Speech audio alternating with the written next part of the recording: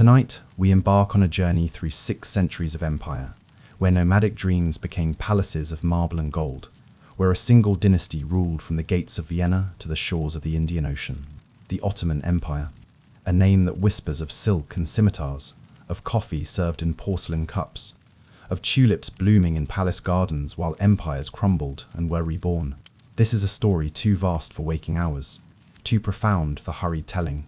It requires the gentle spaces between consciousness and dreams, where history becomes legend and legend becomes the rhythm of your breathing. So settle into comfort, let your shoulders release their burdens and allow this ancient tale to carry you toward rest.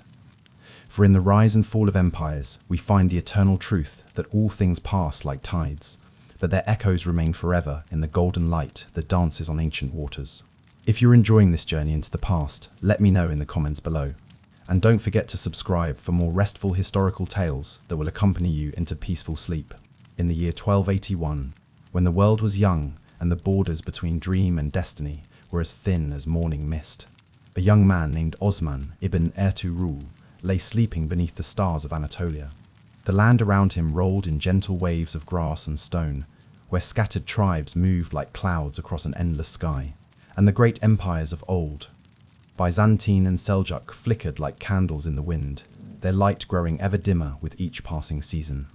Osman was the son of a tribal chief, one among many who led their people across the steppes in search of pasture and protection. His world was simple, felt tents that swayed in the desert wind, the warm scent of horses and leather, the taste of fermented mare's milk shared around fires that crackled with stories of ancestors and heroes. Yet as he slept that night, with his head pillowed on a saddle worn smooth by countless journeys, Osman received a vision that would reshape the map of 3 continents. In his dream, he stood in a vast garden where an ancient mystic sat in meditation, his white beard flowing like water over robes that seemed woven from starlight itself. This was Edebali, a holy man whose wisdom was sought by kings and shepherds alike. As Osman watched, a magnificent tree began to grow from the mystic's body, its roots spreading deep into the earth, drinking from streams that flowed toward the sacred city of Mecca. The tree's trunk rose like a pillar of light, and its branches spread in all directions, north toward the snow-capped mountains of the Caucasus, south toward the sun. From every branch hung symbols of empire, crowns that caught the light of distant stars, keys to cities whose names were written in scripts he could not read, banners that fluttered in winds that carried the scent of spices from lands beyond imagination.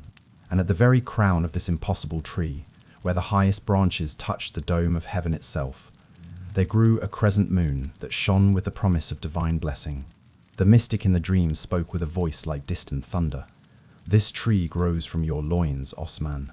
Its shadow shall cover the world, and beneath its branches the faithful shall find rest.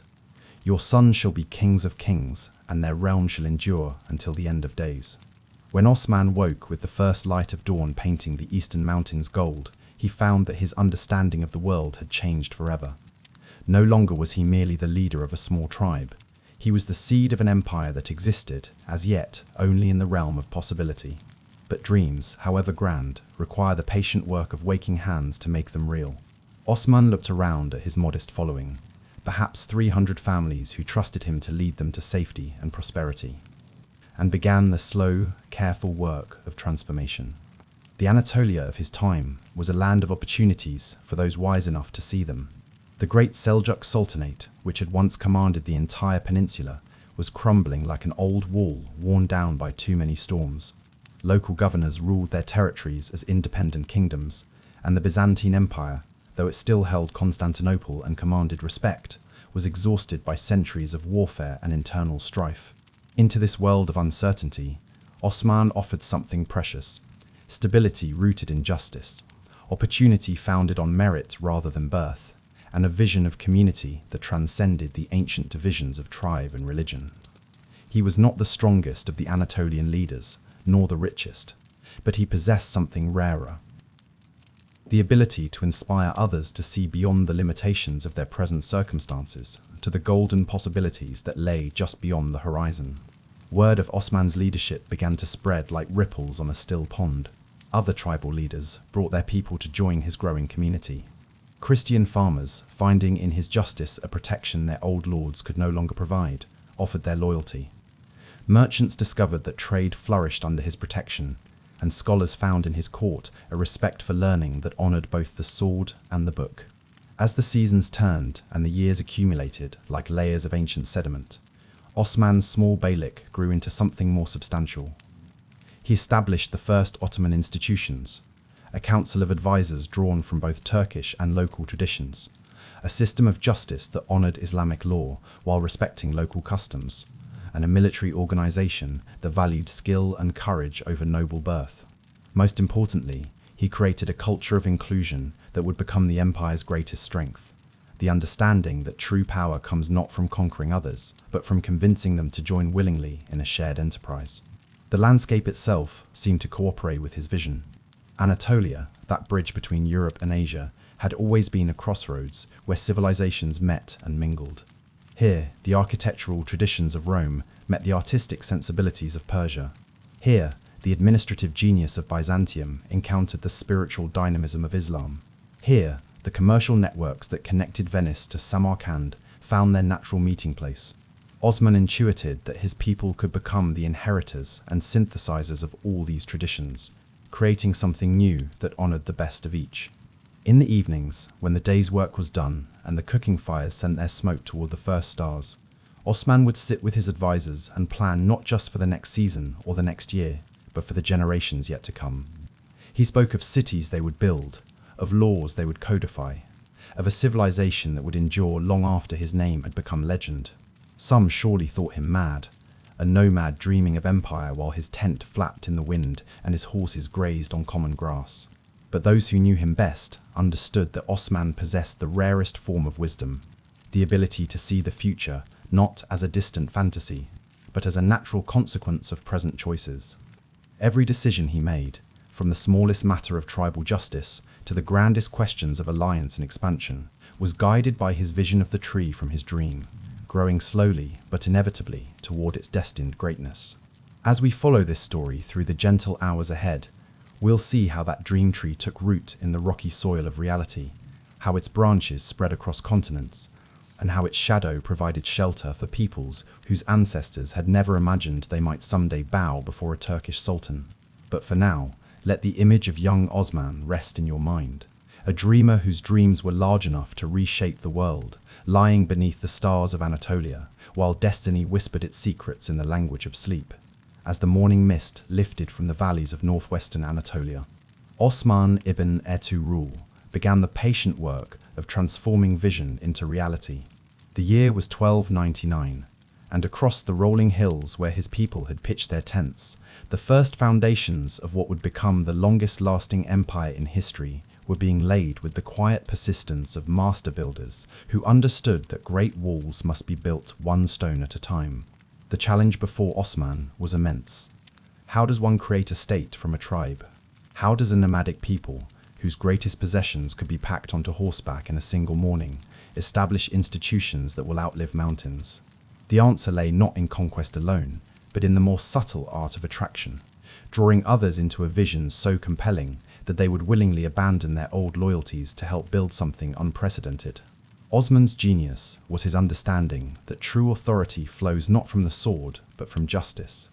In a world where might made right, where local strongmen ruled through fear and arbitrary power, he offered something revolutionary, law that applied equally to all, regardless of birth or tribal affiliation. Picture the scene in those early years. Disputes brought before Osman's council were decided not by who could pay the largest bribe or command the most warriors, but by principles of fairness that honored both Islamic jurisprudence and local custom. A Christian farmer whose field had been damaged by a Turkish warrior's horse could expect the same justice as a tribal elder. A merchant cheated in the marketplace, whether Muslim or Christian, could appeal to laws that protected honest trade over personal connections. This commitment to justice worked like a magnet, drawing people from across the fragmented landscape of Anatolia. Village after village sent delegations to this remarkable leader who promised protection without oppression, opportunity without favoritism. The sound of hammers rang out as new settlements were established, as craftsmen who had fled the chaos of collapsing kingdoms found security in Osman's growing domain. The scent of fresh bread rose from ovens built by bakers who discovered they could prosper under leaders who protected their customers rather than merely taxing their profits. But Osman understood that a state needs more than justice to survive. It needs institutions that can function when any individual leader is gone. So he began establishing the structures that would carry his vision forward through generations. The first Ottoman council chamber was likely nothing more than a large tent where advisors gathered around carpets spread on the ground, but the principles established there would echo through marble halls centuries later. Decisions were made through consultation. The Turkish tradition of collective wisdom combined with the Islamic principle of shura, ensuring that no single voice, not even the leaders, could dominate completely. The military organization that emerged during these foundational years would become the empire's backbone. Osman created something unprecedented, an army that was both utterly loyal and genuinely meritocratic. Young men, regardless of their origins, could rise through the ranks based on courage, skill, and dedication to the Ottoman vision. Many of the early commanders were converts, Christian soldiers who had found in Ottoman service opportunities that the old Byzantine or Latin hierarchies would never have offered them. These men brought with them not just their martial skills, but their knowledge of European tactics, languages, and diplomatic customs. The sound of training filled the early morning air as these warriors practiced with both the curved sabers of their Turkish heritage and the straight swords of European tradition. They learned to fight on horseback in the open field and on foot in siege warfare. Most importantly, they learned to see themselves not as members of competing tribes, but as brothers in service to a cause larger than any individual or clan. The Ottoman military was becoming something new, a professional force united by shared purpose rather than blood kinship. Economic foundations were laid with equal care. Osman established the first Ottoman markets, where the ring of hammer on anvil mixed with the calls of merchants hawking goods from across the known world. The smell of spices from distant lands mingled with the earthier scents of local leather and wool. These bazaars were more than places of commerce. They were laboratories of cultural synthesis, where Greek craftsmanship met Turkish metalwork, where Byzantine gold coins changed hands alongside silver pieces marked with the first Ottoman inscriptions. The agricultural base of the growing state was revolutionary in its inclusiveness. Unlike the feudal systems common elsewhere, where peasants were bound to the land and to lords who might abuse them with impunity, Ottoman agricultural organization offered protection and opportunity. Farmers who accepted Ottoman authority kept larger portions of their harvests. They could appeal directly to Ottoman courts if local officials mistreated them. Most remarkably, talented individuals from farming families could rise to positions of authority if they demonstrated ability and loyalty. Picture a young Christian boy from a mountain village, watching with wonder as Ottoman officials arrived to assess his community's needs. These weren't the tax collectors of old, who took what they could carry and left devastation behind. These were administrators trained in the new Ottoman way, who understood that a prosperous peasantry meant a prosperous state, that communities voluntarily joining the Ottoman system were worth far more than territories held by force alone. Religious policy during these formative years established patterns that would define the empire for centuries. Osman, devout in his Islamic faith, nevertheless understood that diversity of belief could be a source of strength rather than weakness. Christian communities that submitted to Ottoman authority found their churches protected, their priests respected, their ancient traditions preserved within the broader framework of Islamic governance. This wasn't mere tolerance. It was a revolutionary concept of inclusion that recognized different paths to divine truth while maintaining political unity. The conversion of some Christians to Islam during this period was rarely forced. More often, it reflected the opportunities that Islamic identity offered within the expanding Ottoman system. A Christian blacksmith might accept Islam and find himself eligible for positions in the growing Ottoman bureaucracy that would have been forever closed to him under Byzantine rule. A farmer's son might convert and discover that his path to advancement was limited only by his own abilities and dedication. As the seasons cycled from spring planting to autumn harvest, as children grew to adulthood knowing no other system than the Ottoman way, the transformation from tribe to state became visible in countless small details. Ottoman coins began appearing in markets from the Black Sea to the Mediterranean. Ottoman administrators learned to conduct business in Turkish, Greek, Armenian, and Arabic with equal facility. Ottoman legal decisions created precedents that would be cited centuries later in courts from Budapest to Baghdad. The architecture of these early years was modest but significant. The first Ottoman mosques were simple structures, often converted from existing buildings, but they established a principle that would guide Ottoman construction for 6 centuries: beauty in service of faith, grandeur that inspired rather than intimidated, spaces that welcomed the community rather than excluding it. The sound of prayer echoing from these humble buildings carried the same dignity as the calls to prayer that would later ring out from minarets that touched the clouds. By the time Osman died in 1326, he had achieved something that would have seemed impossible to the nomadic tribes who had followed his father across the steppes of Central Asia. He had created a state that was both thoroughly Islamic and genuinely inclusive, both militarily formidable and administratively sophisticated, both rooted in Turkish traditions and open to influences from across the civilized world.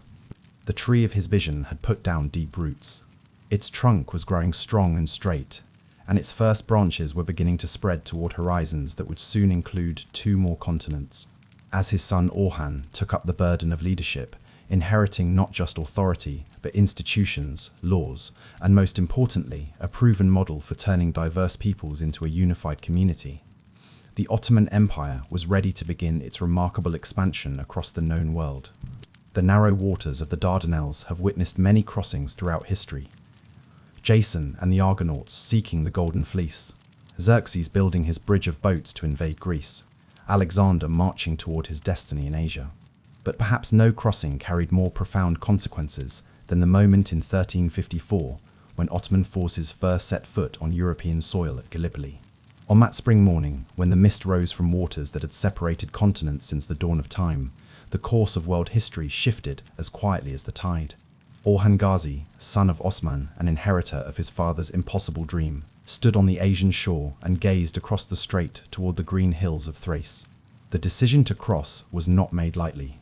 For 50 years, the Ottomans had been content to consolidate their hold on Anatolia, building the institutions and perfecting the methods that would serve them in the greater conquests to come. They had captured Bursa in 1326, making it their first true capital, where the sound of construction echoed from dawn to dusk as palaces and mosques rose from foundations that would outlast empires. They had taken Nicaea in 1331, that ancient city where Christian emperors had once gathered to define the faith that would rule Europe for 1,000 years. But Europe called to them with a voice that grew stronger each season. Byzantine messengers arrived with tales of civil war, of an empire that had once commanded the Mediterranean but now struggled to defend its own capital. Italian merchants brought news of opportunities in the Balkans, where Slavic kingdoms fought among themselves, while Turkish military expertise could tip any balance. Most importantly, the logic of Ottoman expansion demanded it. A growing state needs growing resources, and the richest lands, the most prosperous cities, the most defensible positions lay across those glittering waters. The actual crossing, when it came, was almost anticlimactic. Ottoman forces had been invited into Europe as allies of the Byzantine usurper John VI Kantakouzenos, who needed Turkish military support in his struggle against John V Palaiologos. What began as a temporary alliance became permanent occupation when the Ottomans, having tasted European soil, decided they preferred it to any Asian alternatives. Picture that moment. Turkish warriors, their horses' hooves striking European ground for the first time, looking up at landscapes that their grandsons would rule from castle keeps and palace balconies. The Europe they entered was a continent in transition, beautiful in its diversity but weakened by its divisions. The great medieval synthesis was crumbling. The universal authority of Pope and Emperor was being challenged by emerging national monarchies. The Black Death had swept away 1/3 of the population just a decade earlier, leaving behind empty villages and abandoned fields that seemed to cry out for new inhabitants. The Byzantine Empire, though it still controlled Constantinople and commanded respect for its ancient glory, was exhausted by centuries of warfare, its territories reduced to the city itself, and scattered enclaves that survived more through diplomatic cunning than military strength. Into this world of opportunity and chaos, The Ottomans brought their gift for organization and their genius for inclusion. The first European communities to submit to Ottoman rule discovered something remarkable. These Turkish conquerors were unlike the countless armies that had marched through the Balkans before them. They didn't come to plunder and withdraw. They came to build and stay. They protected Christian churches while establishing Muslim institutions alongside them. They maintained local customs while introducing new opportunities for advancement and prosperity. The landscape itself seemed to welcome Ottoman administration. The rich plains of Thrace, which had fed Constantinople for 1,000 years, flourished under Turkish management. The ancient cities of the region, Adrianople, Philippopolis, Serres, found new life as links in an Ottoman administrative chain that stretched back to Bursa and forward to conquests not yet imagined. The sound of Turkish being spoken in European marketplaces for the first time created a linguistic revolution that would reshape the entire southeastern peninsula of Europe. But the most profound change was psychological. For the first time in centuries, European Christians found themselves living under non-Christian rule and discovered to their surprise that the experience was not the catastrophe they had been taught to expect. Ottoman administration, refined through decades of experience in Anatolia, proved more efficient and often more just than the feudal systems it replaced.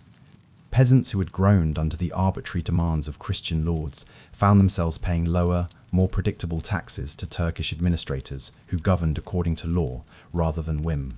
The military conquest of European territories proceeded with methodical efficiency.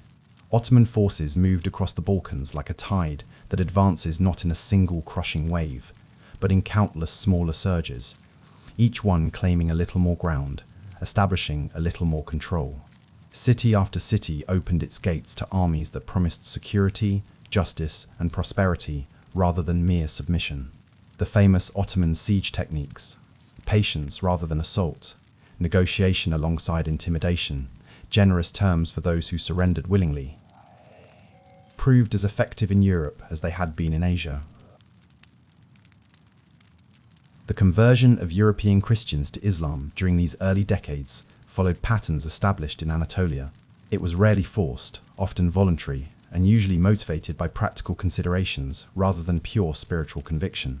A Slavic noble who converted to Islam might find himself confirmed in his ancestral lands and offered positions in the expanding Ottoman administration. A Greek merchant who adopted the faith of his new rulers could access trade networks that stretched from Vienna to Baghdad. A Bulgarian farmer's son who joined the Ottoman military as a Muslim could rise through the ranks to positions that Christian identity would have forever denied him. Yet the cultural synthesis that emerged was more complex than simple conversion. European Christians who remained Christian often adopted Ottoman customs, architectural styles, and even linguistic patterns. Ottoman Muslims, in turn, incorporated European artistic traditions, military techniques, and administrative practices into their own evolving culture. The result was something unprecedented. A European Islamic civilization that was thoroughly Ottoman, yet distinctly European, profoundly Muslim, yet genuinely inclusive. The architectural evidence of this synthesis began appearing within decades of the crossing. Mosques built in the Ottoman style rose in European cities, their minarets adding new silhouettes to skylines that had known only church spires for a millennium. But these weren't crude imitations of Asian models. They were adaptations that incorporated local materials, local craftsmanship, and local aesthetic preferences into the broader Ottoman architectural tradition. The result was a European Islamic architecture that would eventually influence even the mosques of Istanbul itself. As Ottoman control spread across the Balkans, European rulers began to understand that they were dealing with something unprecedented. This wasn't another nomadic invasion that would burn brightly for a generation and then fade into historical footnote. This was a methodical, systematic transformation of European political geography by administrators who thought in terms of centuries rather than seasons. Treaties signed with Ottoman representatives carried the weight of permanent change rather than temporary accommodation. The crossing of the Dardanelles had accomplished something that would have seemed impossible to Osman's generation. It had made the Ottomans a European power, with all the responsibilities and opportunities that designation implied. No longer could they be dismissed as another Asian confederation threatening European borders. They were now European themselves, with European subjects, European territories, and European interests that would shape their policies for centuries to come. As we drift toward the golden age of Ottoman power, remember this moment when East met West in the gentle waters of the Dardanelles, when the dream that began in an Anatolian tent took European form, when the tree of Osman's vision put down European roots that would grow into branches strong enough to support palaces, universities, and architectural wonders that still inspire awe 6 centuries later. The morning of May 29, 1453, dawned grey and still over the ancient city of Constantinople. For 57 days, the great walls that had protected the eastern capital of Rome for over 1,000 years had withstood the thunder of Ottoman cannons, the rush of countless assaults, the prayers of defenders who knew they stood at the end of an age. But on this Tuesday morning, as the first light touched the dome of Hagia Sophia, both besiegers and besieged understood that history was about to turn another of its great pages. At 21 years old, Sultan Mehmed II possessed the terrible intensity of youth combined with the calculating intelligence of a master strategist. His contemporaries called him the Conqueror, but those who knew him well understood that conquest was never an end in itself. It was merely the means by which he intended to fulfill the most audacious dream in human history, the recreation of the Roman Empire under Islamic rule. Standing in his silk pavilion outside the city walls, studying maps by candlelight, while his armies prepared for what he knew would be the final assault, Mehmed embodied the transformation of the Ottoman state from regional power to world empire. The siege itself had been a masterpiece of planning and patience. Mehmed had spent years preparing for this moment, commissioning the great Hungarian engineer Orban to forge cannons larger than any the world had ever seen. The sound of these bronze monsters, roaring their challenge across the Golden Horn, had announced to all Europe that warfare itself was entering a new age. The largest of them, which the Turks called Basilica, could hurl stone balls weighing 600 pounds against fortifications that had previously seemed impregnable. When it fired, the earth shook for miles around, and the ancient stones of Constantine's wall cracked like eggshells. But Mehmed's genius lay not in destruction alone, but in the comprehensive vision that guided every aspect of the siege. While his cannons battered the land walls, his engineers performed the impossible feat of dragging 70 ships overland and into the Golden Horn, bypassing the great chain that the Byzantines had stretched across the harbour mouth. Picture that extraordinary night. Ottoman sailors and soldiers working by torchlight to haul galleys up hillsides and down into water that had been considered safely defended for centuries. The sound of ship timbers groaning against wooden rollers, the crack of whips, the chanted prayers of men who knew they were making history with every step. The final assaults came before dawn, wave after wave of Ottoman soldiers hurling themselves against walls that had turned back Avars and Arabs, Bulgars and Rus, preserving the eastern fragment of Rome through 8.5 centuries of continuous siege and storm. The first attackers were irregulars. Bashi Bazouks, whose courage was fueled by the promise of plunder, whose wild cries echoed off ancient stones that had heard the prayers of Constantine the Great. They fell back, as Mehmed had known they would, but they served their purpose, testing the defences, wearing down the defenders, creating gaps in the line that more disciplined troops could exploit. The second wave was Anatolian infantry, men whose fathers had conquered most of Asia Minor for the Ottoman cause, who fought with the steady determination of professional soldiers, serving a cause they understood and believed in. They pushed deeper into the city than the first assault, their banners appearing for terrifying moments on the walls themselves, before Byzantine counterattacks drove them back. But each retreat left Ottoman standards planted a little closer to the ultimate prize, and each advance cost the defenders strength they could no longer afford to lose. The third and final wave was the Janissaries, the Sultan's elite infantry, recruited as boys from Christian families throughout the empire, raised as Muslims, trained as warriors, and devoted to the Ottoman state with a loyalty that transcended family, tribe, or nation. These men advanced, not with the wild enthusiasm of the irregulars or the professional competence of the Anatolian soldiers, but with the cold precision of a military machine that had been perfected through generations of conquest. Their disciplined ranks moved forward like a tide that acknowledges no obstacle, their white felt caps visible through the smoke and dust of battle, like harbingers of inevitable victory. The last emperor of Byzantium, Constantine the Sifti Palaiologos, died as an emperor should, sword in hand, fighting for the city his ancestors had ruled for 2 centuries. His body was found among the common soldiers, recognizable only by the purple boots that marked his imperial dignity. With his death, a line of succession that stretched back through Byzantine and Roman emperors to Augustus Caesar himself came to its end. The empire that had given the world Roman law, Greek philosophy, and Christian theology breathed its last in the rubble of walls that had once seemed eternal. But even as the old empire died, the new empire was being born. Mehmed's first act upon entering the city was not to order pillage or destruction, but to proceed directly to the great church of Hagia Sophia, that architectural miracle that had served as the centerpiece of Orthodox Christianity for 900 years. There, beneath the vast dome that still seems to float unsupported above its massive space, Mehmed commanded that the building be converted into a mosque, but preserved in all its ancient glory. The sound of the first Islamic call to prayer, echoing beneath those venerable arches, marked not just conquest, but transformation. The 3 days of pillage that followed were the traditional reward of a city taken by storm. But Mehmed's vision extended far beyond the immediate spoils of victory. Even as his soldiers carried off Byzantine treasures, the Sultan was planning the city's resurrection as the capital of a new kind of empire. He immediately began encouraging Greeks, Armenians, Jews, and Italians to remain or return, offering them protection, prosperity, and the opportunity to help build something unprecedented in human history. A truly cosmopolitan capital that would be simultaneously Islamic and international, Turkish and universal. The symbolism of the conquest resonated far beyond the walls of the captured city.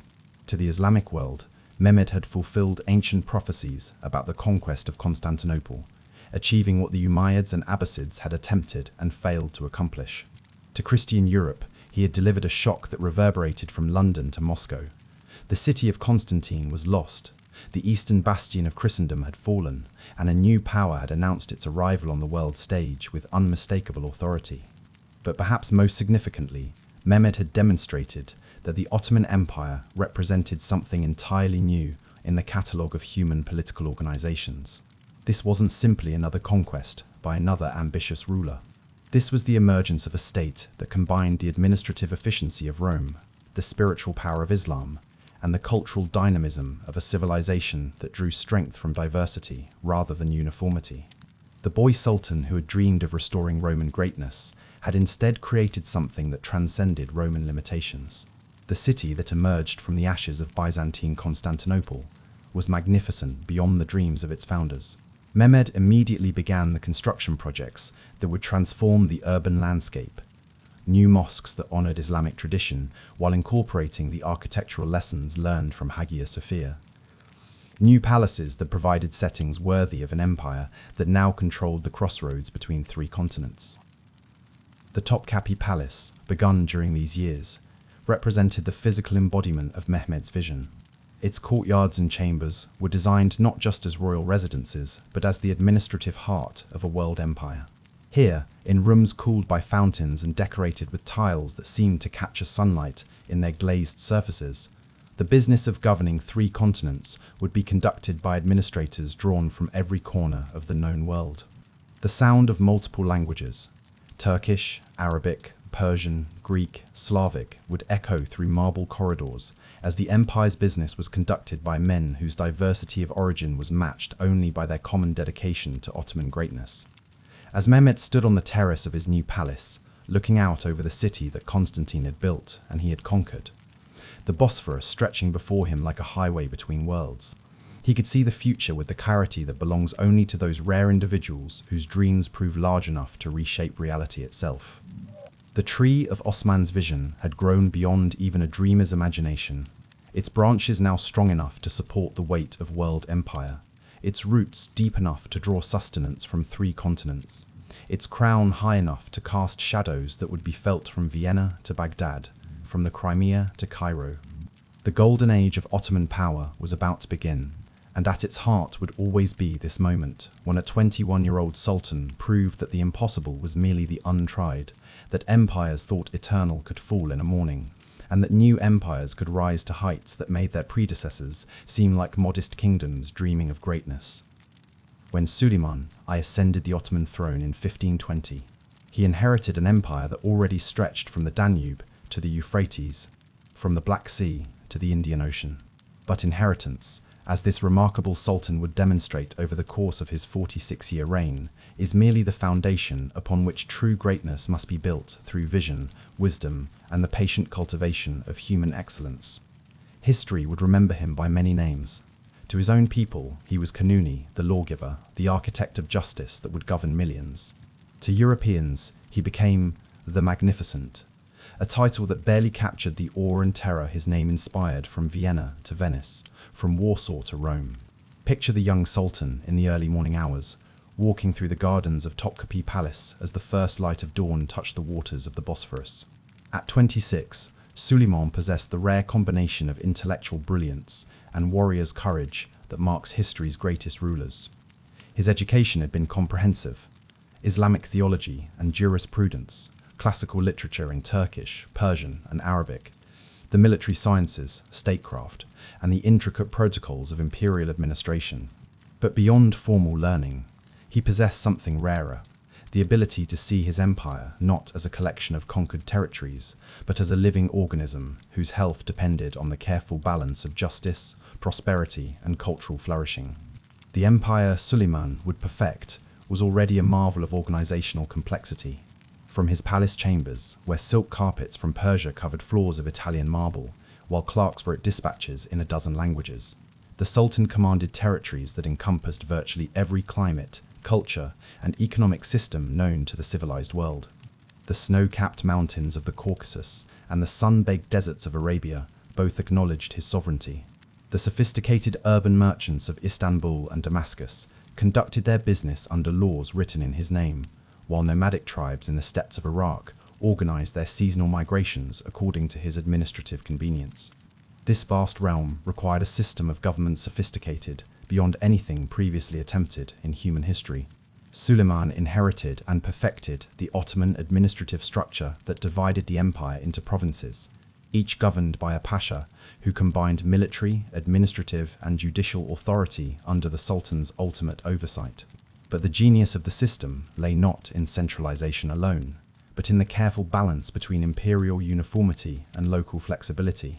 A Christian peasant in Hungary and a Muslim farmer in Egypt both lived under Ottoman law, but that law was interpreted and applied by administrators who understood local customs, languages, and needs. The legal framework that earned Suleiman his title of lawgiver represented one of history's great achievements in jurisprudence. Working with the greatest Islamic scholars of his age, he created the Kanun-i Osmani, a comprehensive legal code that synthesized Islamic law with Ottoman administrative practice and local custom. This wasn't merely a collection of regulations, but a philosophical statement about the nature of justice itself.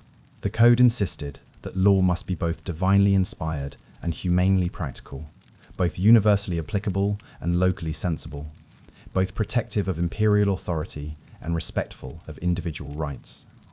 Picture the scene in the palace council chamber during one of Suleiman's legislative sessions. The room, with its dome decorated in gold and lapis lazuli, its walls covered with Iznik tiles that caught and reflected the light of bronze oil lamps, served as the nerve center of world government. Here, the Grand Vizier presented reports from across the empire: harvest yields from the Nile Delta, trade revenues from the Silk Road, military intelligence from the Hungarian frontier.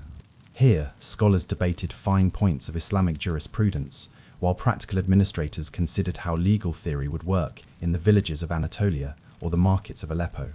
Here, Suleiman himself listened, questioned, and ultimately decided issues whose consequences would affect millions of people across 3 continents. The cultural flowering that occurred during Suleiman's reign transformed the Ottoman Empire from a powerful state into a genuine civilization that contributed permanently to human achievement. The architectural revolution led by the great Mimar Sinan created buildings that seemed to defy the laws of physics. The Suleimani Mosque, Sinan's masterpiece built in honor of the Sultan, rose above Istanbul's 7 hills like a prayer made manifest in stone and space.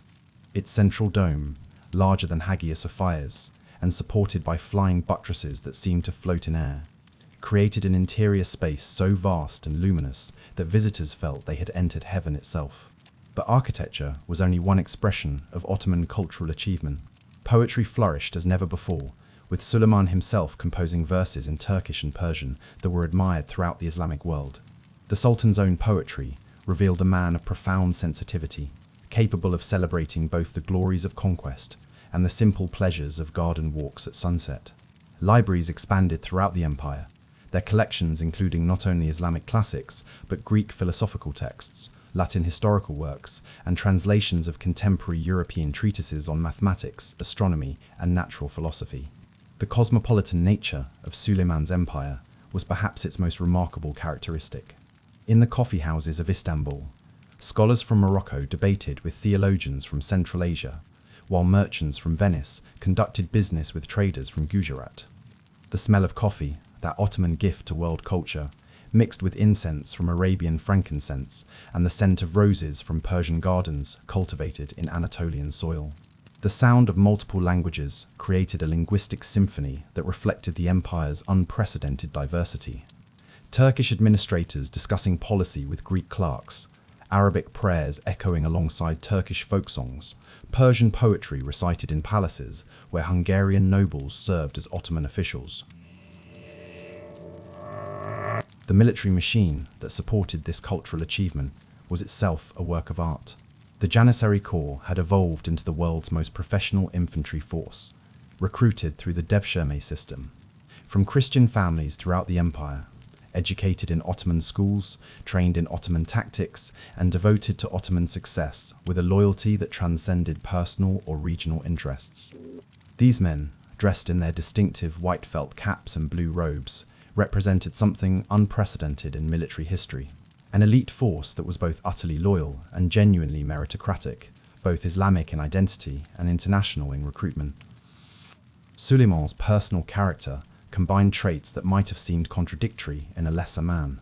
He was simultaneously a devout Muslim who never missed the 5 daily prayers and a sophisticated intellectual who corresponded with European humanists.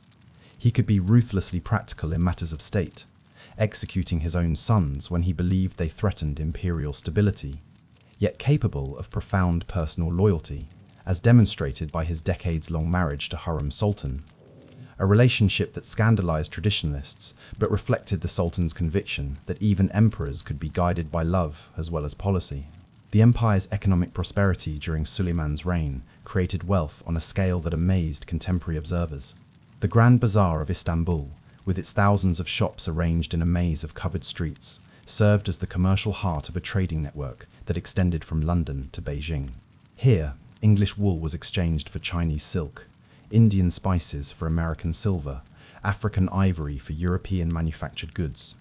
The sound of haggling in a dozen languages, the sight of goods from every corner of the known world, the scent of spices and perfumes and precious materials created a sensory experience that visitors remembered for the rest of their lives. The diplomatic achievements of Suleiman's reign were as impressive as his military conquests. Ottoman ambassadors were received with honor in European courts, where they were recognized as representatives of a great power whose friendship was worth cultivating and whose enmity was to be feared. The Sultan maintained correspondence with Francis I of France, forming an alliance that shocked Christian Europe but demonstrated the pragmatic nature of Ottoman foreign policy. Treaties signed during this period created a balance of power that would influence European politics for centuries. But perhaps Suleiman's greatest achievement was the creation of a system of government that could function effectively across vast distances and diverse populations. The Ottoman Empire of his era was not held together by force alone, but by the more durable bonds of shared interest, mutual benefit, and genuine respect for the justice of Ottoman law. A merchant in Damascus could appeal a local official's decision to courts in Istanbul, confident that his case would be heard fairly.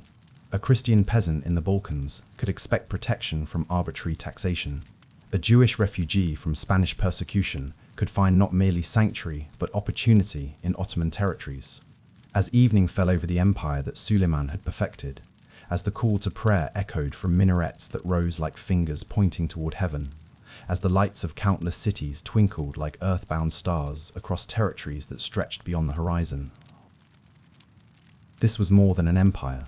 It was a civilization that had proven it was possible for different peoples to live together in harmony, for diverse traditions to contribute to a common greatness, for human government to approach the divine ideal of justice tempered by mercy. The tree of Osman's dream had reached its full flowering, its branches heavy with the fruits of conquest, justice, prosperity, and cultural achievement.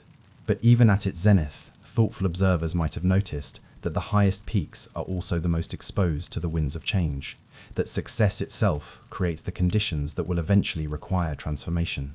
The long afternoon of Ottoman greatness was about to begin, and with it, the challenges that would test whether this magnificent civilization could adapt to a changing world as successfully as it had created the world that was now, inevitably, beginning to change around it. As the first light of dawn touched the minarets of Istanbul, the great city stirred to life like a vast organism awakening from peaceful sleep. The call to prayer drifted across neighborhoods, where the scent of bread baking in communal ovens mixed with the smoke of countless hearths being kindled for the day's cooking. In houses of wood and stone, rich and poor alike, began the rituals that bound them to each other, and to an empire whose reach extended far beyond what any individual could comprehend, yet whose presence was felt in every detail of daily existence. Listen to the sounds of morning in the Ottoman world, the soft splash of water as faithful Muslims performed their ablutions, the gentle clatter of wooden shoes on cobblestone streets, the calls of street vendors announcing fresh yogurt, warm bread, and sweet pastries still fragrant from the bakers' ovens. In the great cities, Istanbul, Cairo, Damascus, Baghdad, these sounds multiplied and harmonized into a symphony of urban life that had few parallels in the wider world. But even in the smallest village on the remotest frontier, the rhythms of Ottoman daily life followed patterns that connected every subject to the larger imperial community. Picture Mehmed, a master carpenter in the Galata district of Istanbul, beginning his day as craftsman had for generations. His workshop, inherited from his father and grandfather before him, occupied the ground floor of a house whose upper stories sheltered his wife, his children, and his elderly mother. The scent of cedar shavings and walnut oil filled the air as he examined the pieces of a cabinet commissioned by a wealthy merchant intricate work that would combine Ottoman geometric designs with wood carving techniques learned from Greek artisans who had served the sultans since the conquest of Constantinople. His wife, Fatma, moved through their domestic routine with the practiced efficiency of someone who understood that a household's prosperity depended on careful management of every resource. She had risen before dawn to prepare the day's bread, grinding grain purchased from farmers whose fields lay beyond the city walls, mixing the dough with water carried from the neighborhood fountain, shaping loaves that would feed her family and provide enough extra to sell in the local market.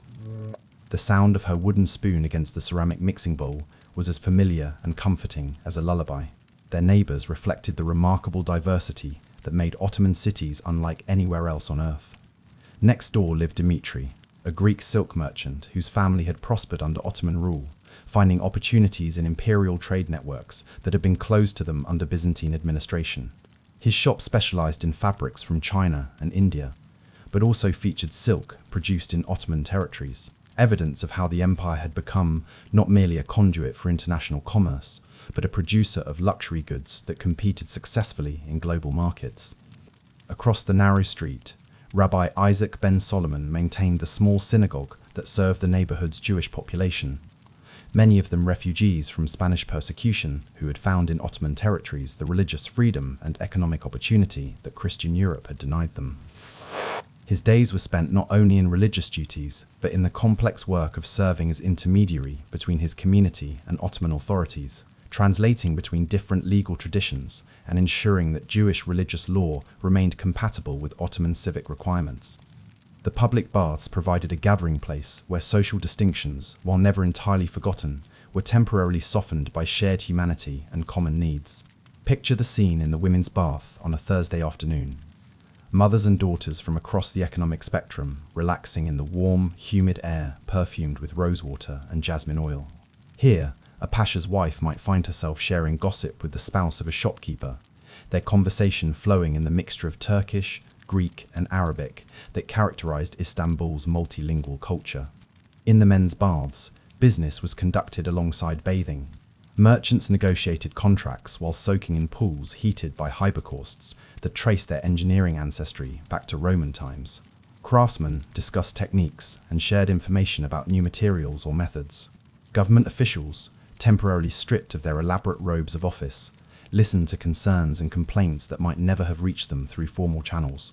The coffee houses, that uniquely Ottoman contribution to urban culture, served as informal universities where news from across the empire was discussed, debated, and analysed by men whose education might have been formal or practical, but whose curiosity about the wider world was uniformly intense.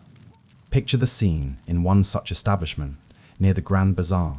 Merchants recently returned from trading expeditions to Venice or Vienna, sharing observations about European politics, scholars debating fine points of Islamic theology, and local residents discussing neighbourhood concerns over cups of the bitter black drink that was rapidly becoming the empire's most distinctive cultural export.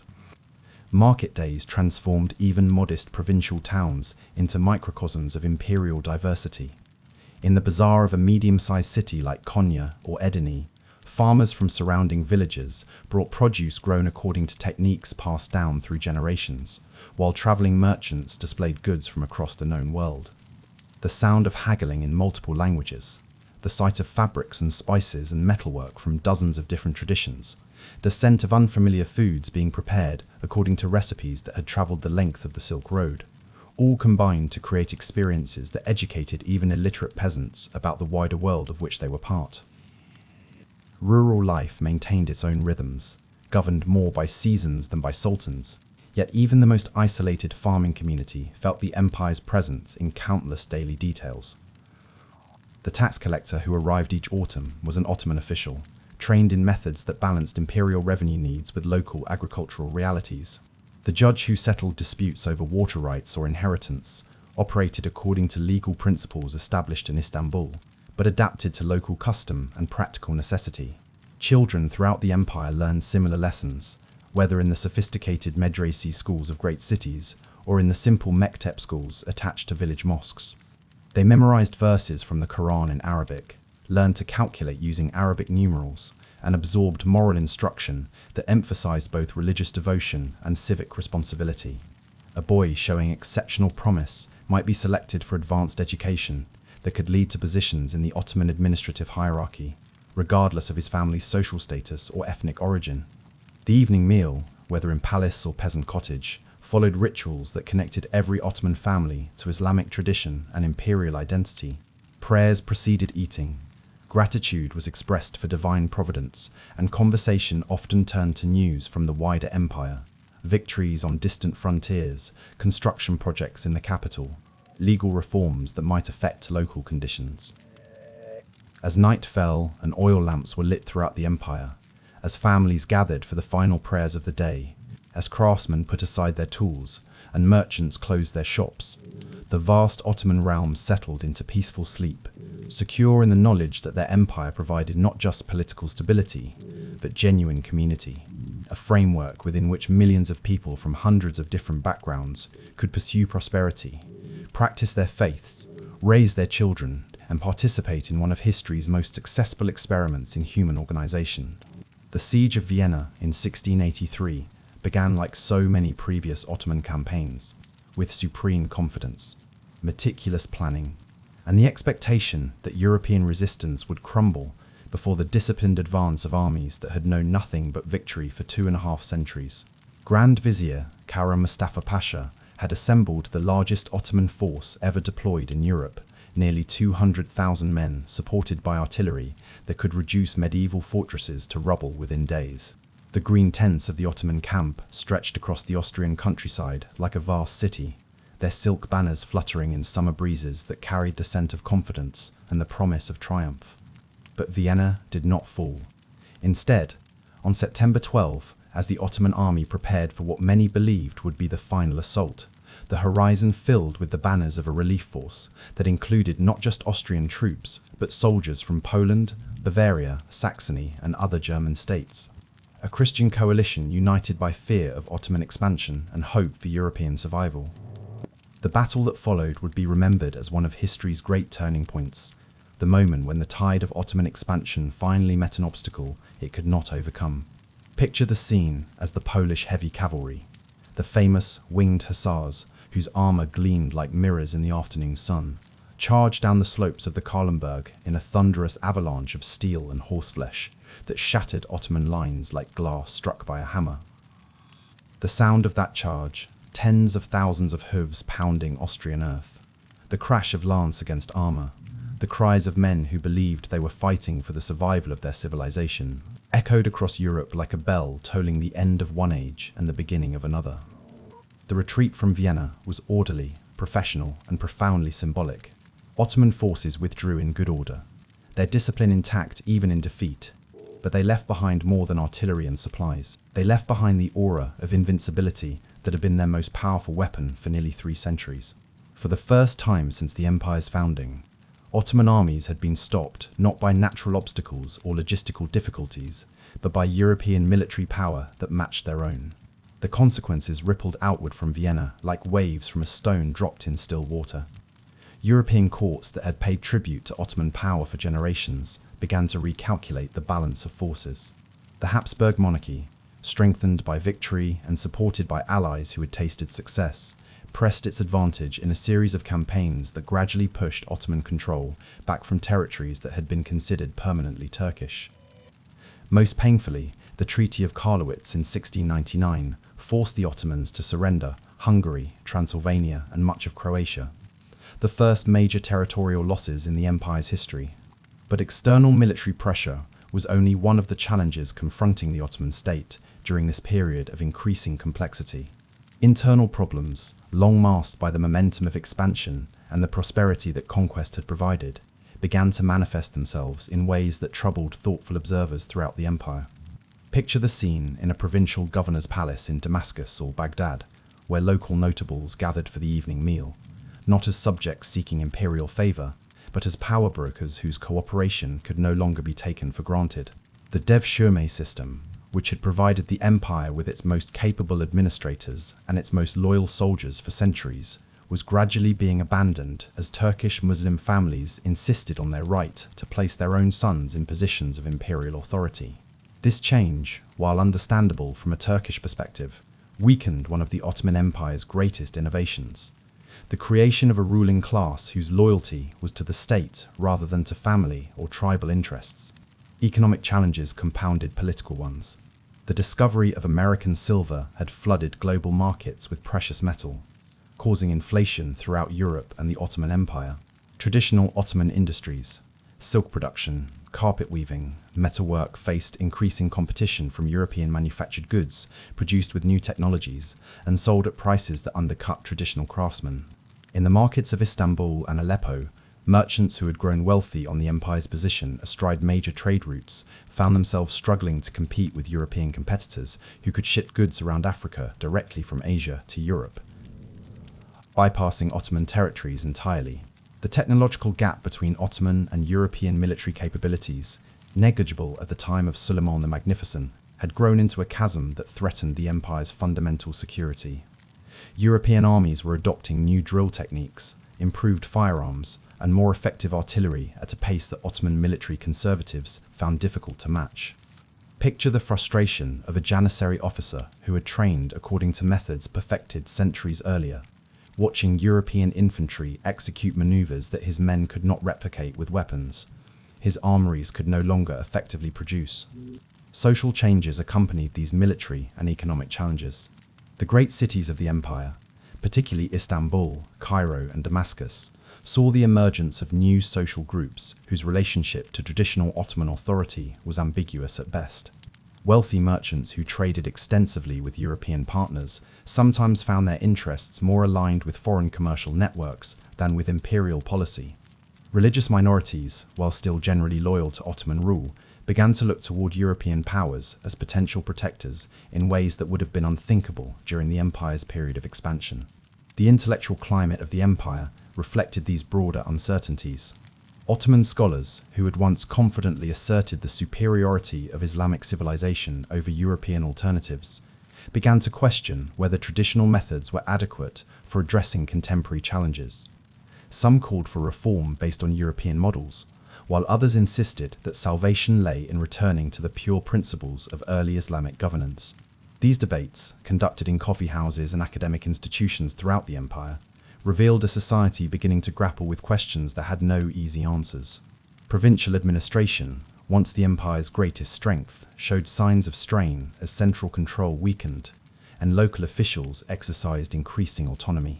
In Egypt, Mamluk beys, who had been incorporated into the Ottoman system after the conquest, began acting more like independent rulers than imperial administrators. In the Balkans, local notables accumulated power and wealth that allowed them to challenge decisions made in Istanbul. The sound of imperial decrees being read in provincial capitals was still heard throughout the empire. But those who listened understood that compliance was increasingly a matter of negotiation rather than automatic obedience. Cultural confidence, that intangible quality that had characterized Ottoman civilization at its height, began to show cracks that reflected deeper structural problems. Ottoman poets still composed verses celebrating imperial greatness, but their work lacked the spontaneous confidence that had marked earlier periods. Architecture, while still magnificent, became more conservative, less willing to attempt the bold innovations that had characterized the age of Sinan. The empire was not yet in decline, but it was no longer ascending with the irresistible momentum that had once seemed to make Ottoman success inevitable. Yet even as these challenges multiplied, the empire demonstrated the resilience that would allow it to survive for another 2.5 centuries. Ottoman institutions, tested by adversity, proved capable of adaptation. New generations of leaders emerged who understood that preservation required change, that strength in a changing world required flexibility, rather than rigid adherence to traditional methods. The empire that had once grown through conquest would now grow through reform, that had once expanded geographically would now expand intellectually and administratively.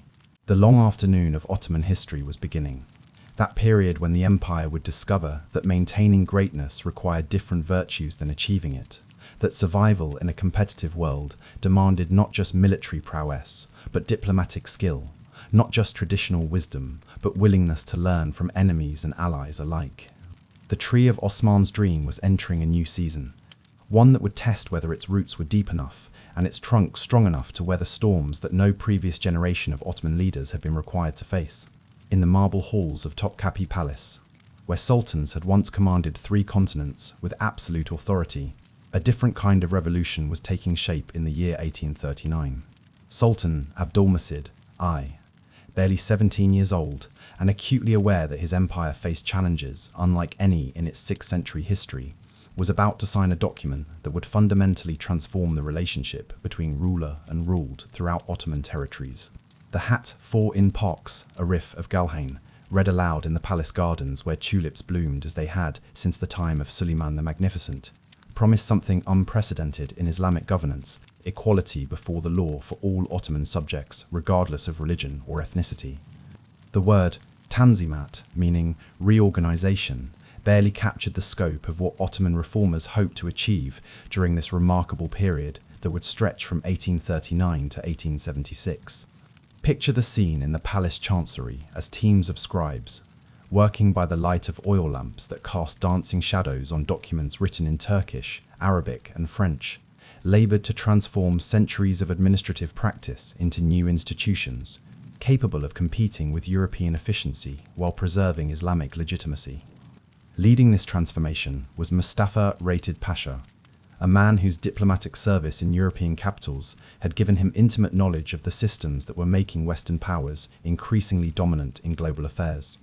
His office, where maps of the empire covered walls lined with books in a dozen languages, served as the nerve center of reform efforts that extended from legal codes to railway construction, from military reorganization to educational innovation. The sound of telegraph keys clicking with messages from across the empire provided constant reminder that the new age required new methods of communication, administration, and control. The legal reforms that emerged during the Tanzimat period represented one of history's most ambitious attempts to modernize Islamic jurisprudence without abandoning its essential principles. Traditional Islamic law, with its emphasis on religious community and divine authority, was gradually supplemented by civil codes based on European models but adapted to Ottoman circumstances.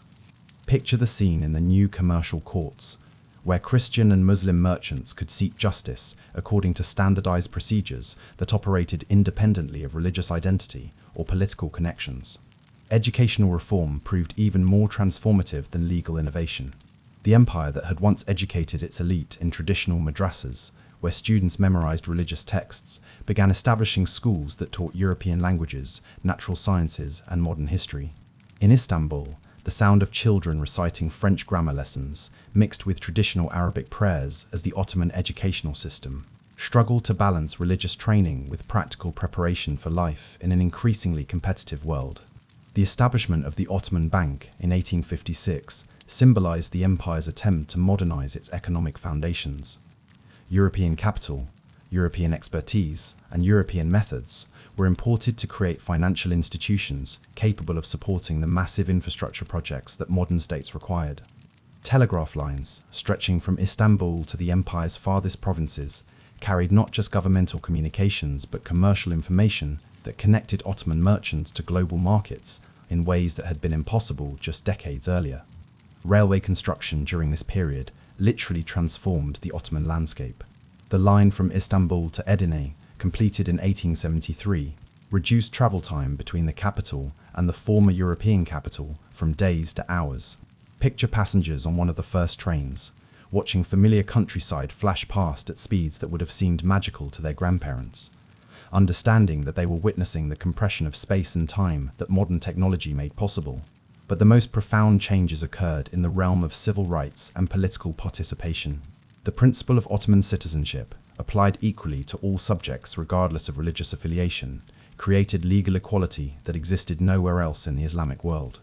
Christian and Jewish communities, while maintaining their religious autonomy under the traditional millet system, gained access to governmental positions and military service that had previously been reserved for Muslims.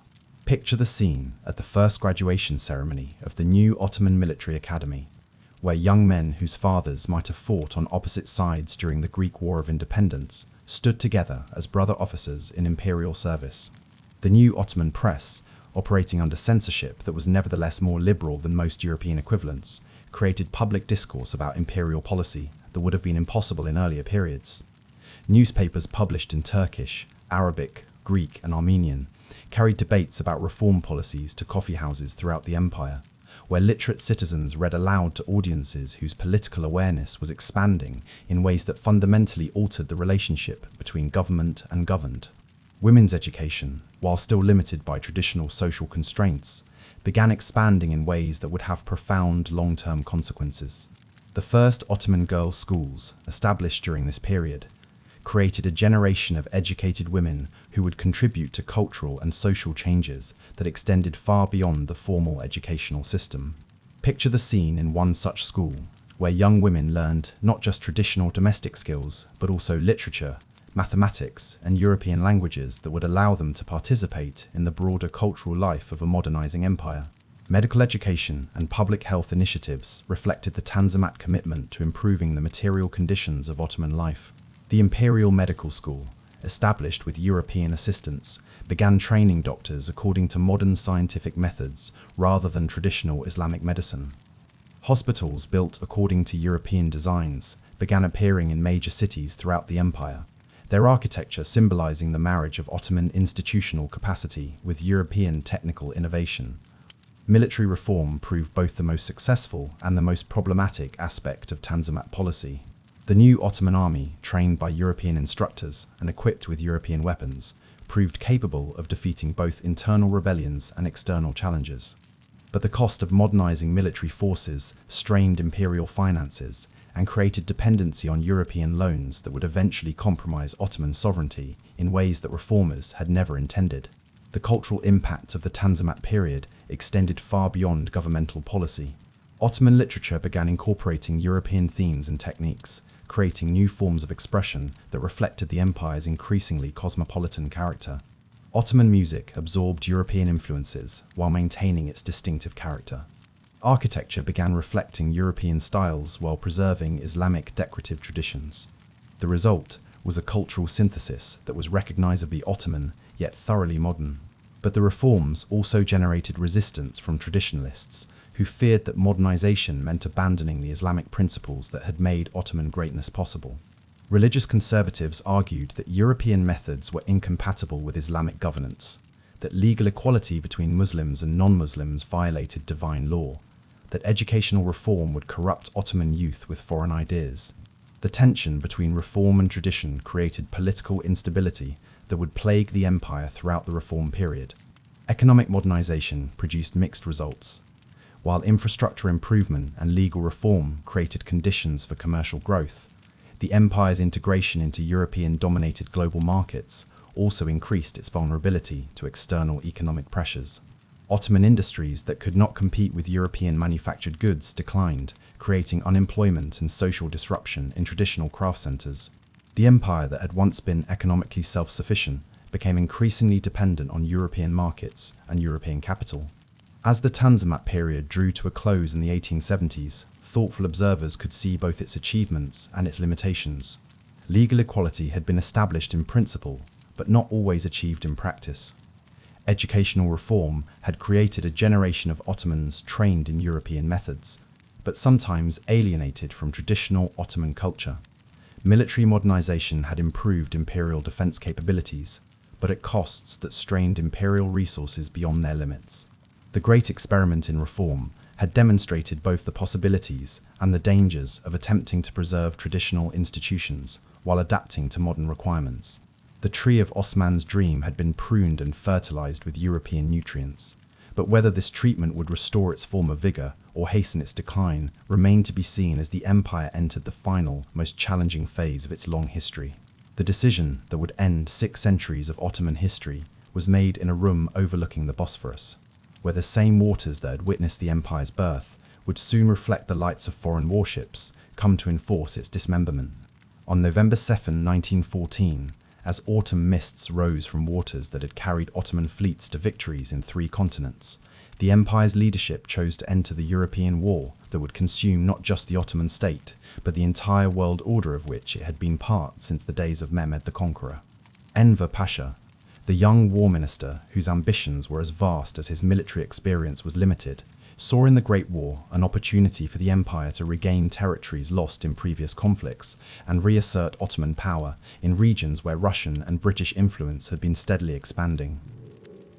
Picture the scene in the Ottoman War Council, where maps covered with coloured pins marked the positions of armies whose movements would determine whether the empire would emerge from the conflict stronger or disappear from the map entirely. The smell of cigarette smoke and strong Turkish coffee filled the air, as ministers debated options that all seemed to lead toward either glorious resurrection or honourable extinction. The empire that entered the war in 1914 was not the confident, expanding power that had once dictated terms to European monarchs. Decades of military defeats, territorial losses, and economic challenges had weakened Ottoman institutions while strengthening the very European powers against whom they now chose to fight. Yet the decision to join the Central Powers reflected not desperation, but calculation. The understanding that neutrality would likely prove impossible, and that alliance with Germany offered the best hope for recovering Ottoman greatness. The war came to Ottoman territories with the fury of a summer storm, but spread with the relentless inevitability of winter frost.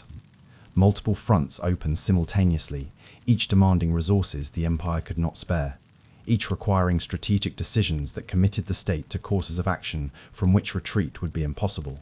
Picture the Dardanelles campaign of 1915, where Mustafa Kemal, the colonel who would later become Atatürk, commanded Turkish forces defending the narrow waters that controlled access to the Ottoman capital.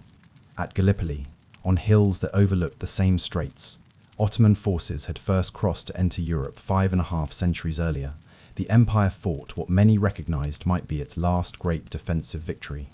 The sound of artillery echoing across waters that had once carried Byzantine ships and Ottoman galleys created a symphony of destruction that could be heard in Istanbul itself. British and Australian forces, supported by French colonial troops, held themselves against positions defended by soldiers who understood they were fighting, not just for strategic advantage, but for the survival of their civilization. The victory at Gallipoli demonstrated that Ottoman military capabilities, properly led and adequately supplied, could still match any force in the world. Mustafa Kemal's tactical genius, combined with the desperate courage of soldiers fighting for their homeland, created a defensive success that bought the empire another 3 years of life.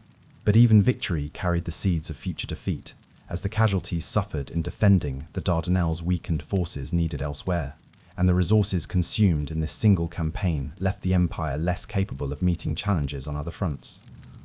The Arab Revolt, encouraged by British promises of independence that would later prove empty, opened another wound in the empire's southern flank. Picture the scene in the Hejaz, where Bedouin forces advised by Tee Lawrence struck at railway lines that connected Istanbul to its Arab provinces. The sound of explosions echoing across desert valleys marked the cutting of logistical lifelines that had sustained Ottoman control over territories where the Prophet himself had walked. The revolt was more than military challenge. It was the rejection of Ottoman legitimacy by Arab populations who had been Ottoman subjects for 4 centuries. In the Caucasus, another front opened as Russian armies advanced toward territories that had been Ottoman for generations. The tragic deportation of Armenian populations from eastern Anatolia during this period created wounds that remain unhealed more than a century later. The decision to relocate entire communities accused of collaboration with Russian forces reflected both the paranoia of a state fighting for survival and the ethnic tensions that had been building within the empire for decades. Picture the scenes of forced migration, families carrying what possessions they could while traveling toward destinations that many would never reach, victims of policies that stained Ottoman honor even as they reflected genuine fears about imperial security. The economic strain of fighting simultaneously on multiple fronts gradually exhausted resources that had been accumulated over centuries of imperial expansion. Gold reserves that traced their origins to the wealth of Egyptian grain and Arabian frankincense were spent on German weapons and Austrian advisors. The sound of printing presses creating paper money to replace depleted silver supplies provided constant reminder that the empire was consuming its own substance to fuel a war whose objectives grew less achievable with each passing month. Istanbul itself changed character during the war years, as foreign refugees filled quarters once occupied by prosperous merchants, as military hospitals converted palace gardens into wards for wounded soldiers, as food shortages created scenes of privation in a city that had been celebrated for centuries for its abundance and sophistication. Picture the scene in the Grand Bazaar, where shops that had once displayed goods from 3 continents now offered only what could be produced locally or obtained through increasingly dangerous trade with neutral countries. The final Ottoman offensive in Palestine, launched in 1917 against British forces under General Allenby, represented both the empire's last attempt at military revival and its final admission of strategic bankruptcy. Forces that should have been defending Anatolia were instead committed to desert campaigns whose objectives, even if achieved, would not have altered the war's ultimate outcome. The fall of Jerusalem, that city whose control had been one of the empire's greatest sources of legitimacy in the Islamic world, symbolized the approaching end of Ottoman power more clearly than any battlefield defeat. When the Armistice of Mudros was signed on October 30th, 1918, Ottoman negotiators agreed to terms that effectively ended their empire's independent existence. Allied warships entered the Bosphorus and anchored beneath the very palace windows where sultans had once commanded fleets that carried Ottoman power from the Atlantic to the Indian Ocean. Picture the scene as foreign sailors walk streets that had known only Ottoman authority for 4.5 centuries, their presence making visible what diplomatic language had only implied, that the Ottoman Empire as a political entity had ceased to exist. Sultan Mehmed VI, the last ruler to bear the title that traced its ancestry back to Osman's dream beneath Anatolian stars, presided over the dissolution of territories his ancestors had acquired through 6 centuries of conquest and diplomacy. The palace chambers, where Suleiman the Magnificent had planned the governance of 3 continents, now hosted discussions of how rapidly Ottoman territories could be partitioned among the victorious powers. The sound of European languages in the corridors of Topkapi Palace marked the end of an epoch that had shaped the course of world history. But even as the Ottoman Empire breathed its last, the seeds of its successor were being planted in the Anatolian heartland that had given birth to Ottoman power centuries earlier. Mustafa Kemal, the hero of Gallipoli and the most capable general the empire had produced in its final decades, was quietly organizing resistance to the foreign occupation that sought to reduce Turkey to the status of a European colony. The same strategic intelligence that had defended the Dardanelles against seemingly impossible odds was now being applied to the even more challenging task of creating a new nation from the ashes of a dead empire. As foreign administrators settled into offices once occupied by Ottoman pashas, as European officers took command of territories once governed from Istanbul, as the maps of the world were redrawn to accommodate the desires of victorious powers, the 6th century story of Ottoman greatness reached its end. The tree that had grown from Osman's dream had finally fallen. its roots weakened by decades of conflict, its trunk hollowed by internal decay, its branches no longer strong enough to bear the weight of world empire. Yet something would survive, not the political structure that had called itself Ottoman, but the civilizational achievements that had been its greatest legacy, the cultural synthesis that had enriched human experience, and most importantly, the people who would carry forward the best elements of their imperial heritage into whatever new political forms the future might require. On May 19, 1919, a steamship carrying a man whose name was still unknown to most of the world docked at the Black Sea port of Samsun. Mustafa Kemal, officially sent by the Sultan's government to supervise the demobilization of Ottoman forces in Anatolia, stepped onto soil that foreign powers had designated for partition among themselves. But the man who would become known to history as Atatürk, father of the Turks, had come not to oversee the empire's final dismemberment, but to begin the most remarkable resurrection in modern history, the creation of a new nation from the heartland of a dead empire.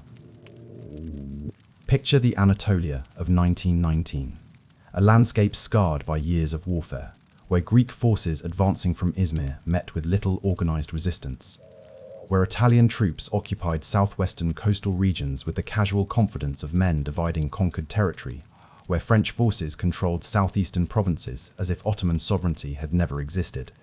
The great cities that had once served as administrative centers of world empire, Bursa, Ankara, Konya, seemed destined to become provincial capitals in a European colonial system that would reduce the Turkish people to the status of subjects in their ancestral homeland.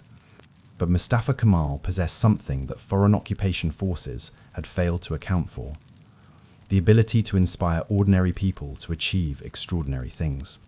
His first gatherings in Anatolian towns were modest affairs, local notables meeting in school buildings or mosque courtyards to discuss what could be done to resist the dismemberment of their homeland.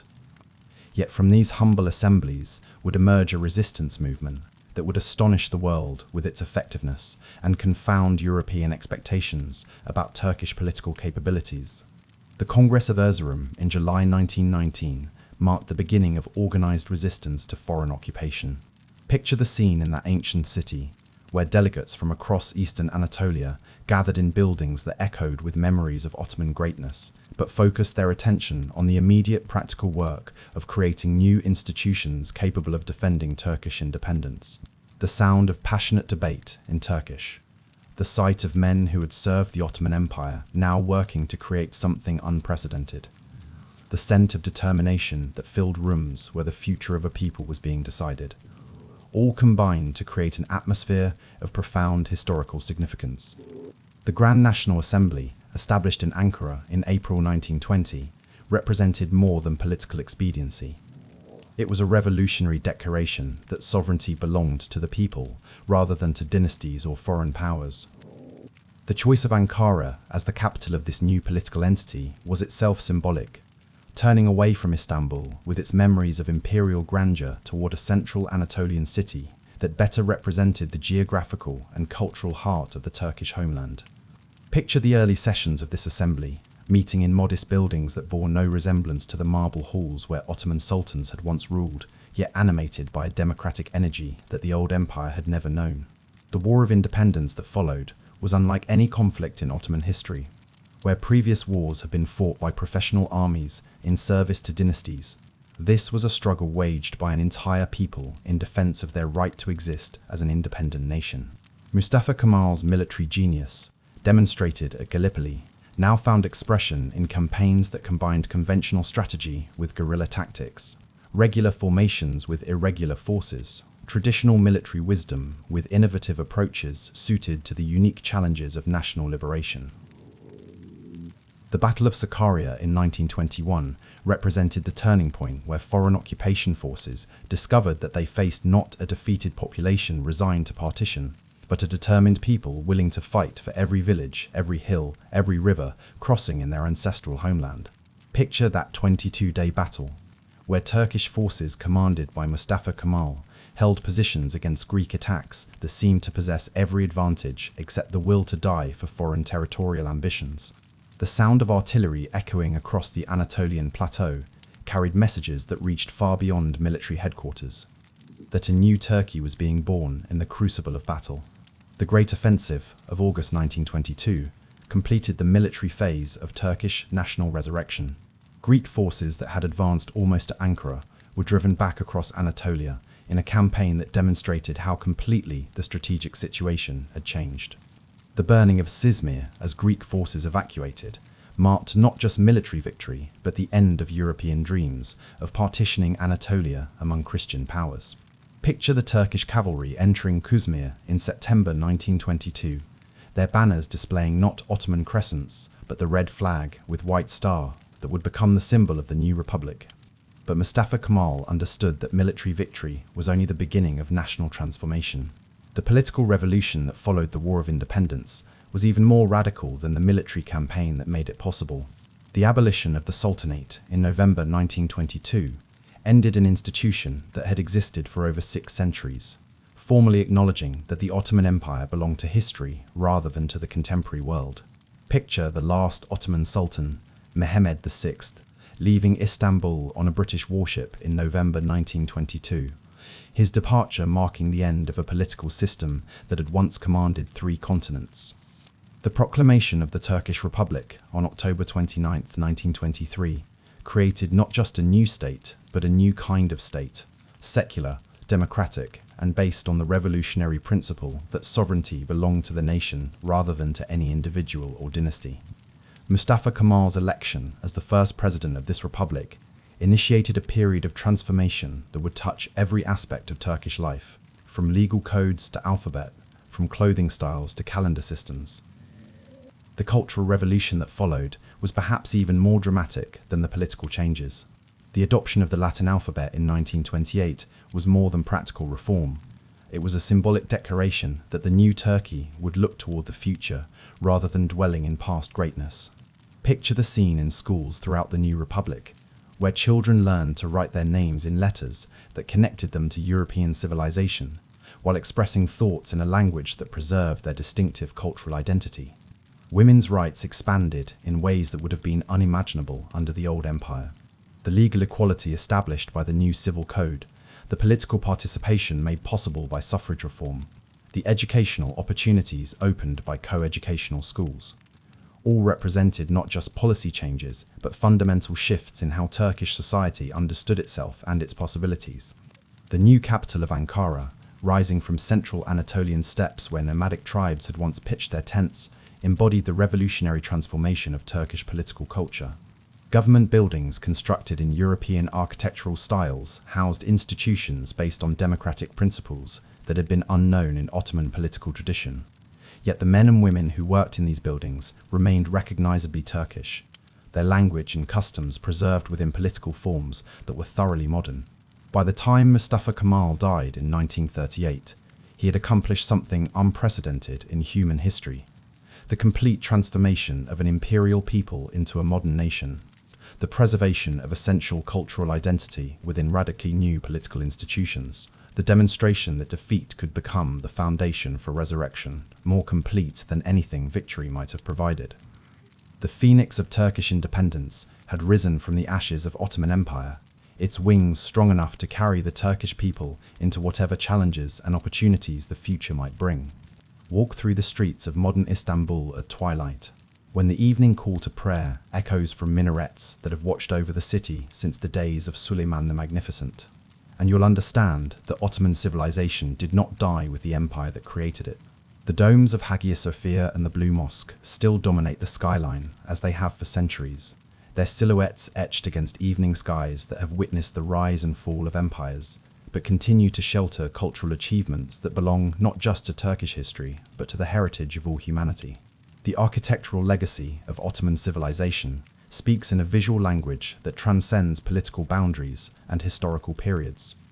Mimar Sinan's masterpieces, the Süleymaniye Mosque, the Selimiye Mosque in Edirne, the countless bridges, aqueducts, and public buildings that bear his architectural signature, continue to inspire contemporary designers who recognize in Ottoman construction techniques solutions to modern problems of space, light, and structural integrity.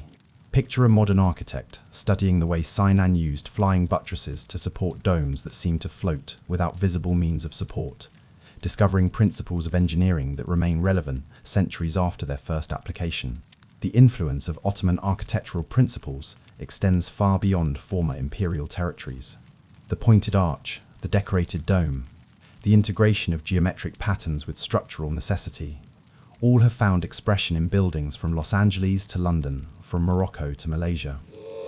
Contemporary mosques throughout the world incorporate elements first perfected in Ottoman construction, while secular buildings often adopt the Ottoman approach to creating interior spaces that are both intimate and monumental, both functional and spiritually uplifting. Coffee culture, perhaps the most pervasive Ottoman contribution to daily life throughout the world, carries within its rituals the memory of empire. The Turkish coffee ceremony, recognized by UNESCO as an intangible cultural heritage of humanity, preserves customs that were first refined in the Ottoman court and gradually spread throughout the empire. Picture a modern cafe in Vienna, the city that Ottoman armies once besieged, where customers sit coffee prepared according to methods that Turkish merchants introduced to European culture centuries ago, often without realizing they are participating in a cultural exchange that began during the age of imperial expansion. The tradition of the Turkish bath, refined during Ottoman times into a social institution that combined hygiene with community interaction, survives in contemporary spas and wellness centers that have adapted ancient architectural forms and social practices to modern needs. The heated marble slabs, the progression from warm to hot chambers, the emphasis on cleanliness as both physical and spiritual preparation, all reflect Ottoman innovations in public health and social organization that proved their value across centuries of use. Ottoman musical traditions continue to enrich contemporary cultural expression in ways both obvious and subtle. Classical Turkish music, with its complex modal systems and sophisticated rhythmic patterns, provides the foundation for modern compositions that blend traditional instruments like the oud and the ney with contemporary electronic elements. World music festivals regularly feature performances that trace their ancestry to court musicians who once entertained sultans in the palaces of Istanbul, Damascus, and Cairo. The linguistic heritage of the Ottoman Empire shapes daily communication across much of southeastern Europe, the Middle East, and North Africa. Words of Turkish or Ottoman origin, from yogurt and turban to kiosk and Ottoman, the furniture, have been absorbed into dozens of languages, creating a vocabulary of cultural exchange that reflects the empire's historical role as a bridge between civilizations. Modern Turkish itself preserves within its structure the multilingual complexity of Ottoman administration, incorporating vocabulary from Arabic, Persian, and European languages into a synthesis that reflects centuries of cultural interaction. Culinary traditions represent perhaps the most intimate way Ottoman heritage continues to influence contemporary life. The elaborate cuisine that developed in Ottoman palace kitchens, with its emphasis on fresh ingredients, complex spice combinations, and elegant presentation, provides the foundation for restaurants throughout the world that serve Ottoman cuisine or Turkish food. Picture a modern kitchen in New York or London, where chefs prepare dishes like berek, baklava, or kufte, according to recipes that were perfected by cooks who served the sultans, their techniques passed down through generations of families whose ancestors might never have seen the Ottoman capital. The carpet-weaving traditions that reached their artistic peak during the Ottoman period continue to influence contemporary textile design. Turkish carpets, with their distinctive patterns and superior craftsmanship, remain prized throughout the world, not just as floor coverings, but as works of art that combine aesthetic beauty with practical function. Modern interior designers regularly incorporate Ottoman textile patterns into contemporary settings, recognizing that these designs possess a timeless quality that transcends specific historical periods. Garden design traditions developed in Ottoman palace grounds have influenced landscape architecture throughout the world. The Ottoman approach to garden design, with its emphasis on flowing water, geometric patterns, and the integration of architectural elements with natural beauty, can be seen in contemporary public parks and private gardens from California to Japan. The tulip, that flower that became synonymous with Ottoman cultural achievement during the 18th century, remains one of the world's most popular garden flowers, its cultivation and hybridization continuing work that began in Ottoman botanical gardens. Literary traditions established during the Ottoman period continue to influence contemporary writing in Turkish and other languages of former Ottoman territories. The ghazal form, the complex poetic meters, The thematic concerns with love, spirituality, and the relationship between individual experience and cosmic meaning all remain vital elements in contemporary poetry and prose that consciously draws on Ottoman literary heritage. The Ottoman approach to legal pluralism, which allowed different religious and ethnic communities to maintain their own legal traditions within a unified imperial framework, has become increasingly relevant as contemporary societies grapple with questions of multiculturalism and legal diversity. Modern scholars studying the millet system find insights that inform contemporary debates about how diverse societies can maintain both unity and diversity, both shared citizenship and distinct cultural identity. The diplomatic traditions established during the Ottoman Empire's centuries of international relations continue to influence contemporary Middle Eastern and Balkan politics.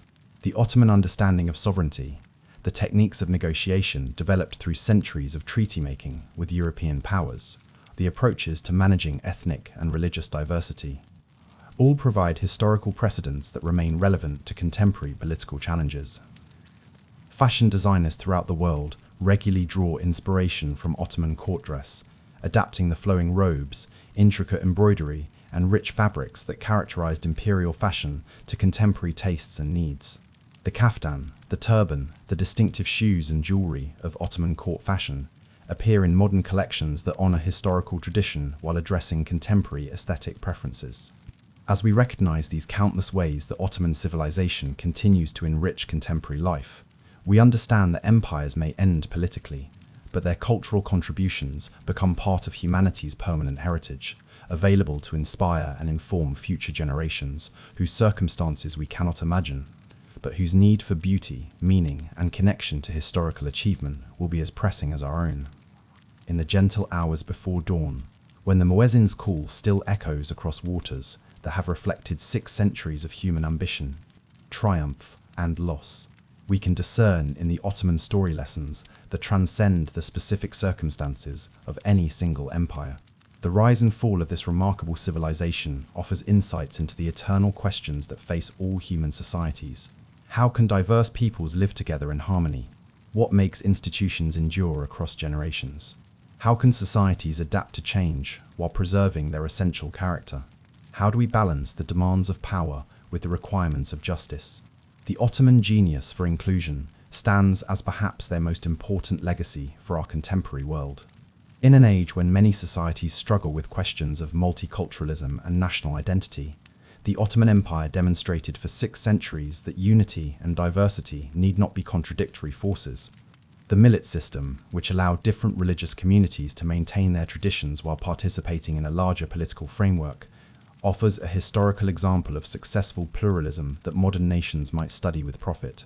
Picture the scene in a 16th century Ottoman city, Istanbul, Damascus, or Cairo, where Orthodox Christians, Catholic Christians, Jews, and Muslims conducted business together in markets supervised by officials who enforced laws that protected all participants regardless of their religious affiliation. This wasn't merely tolerance, that minimal virtue that allows differences to coexist. This was active inclusion, the recognition that diversity of background, experience, and perspective strengthened the whole society rather than weakening it.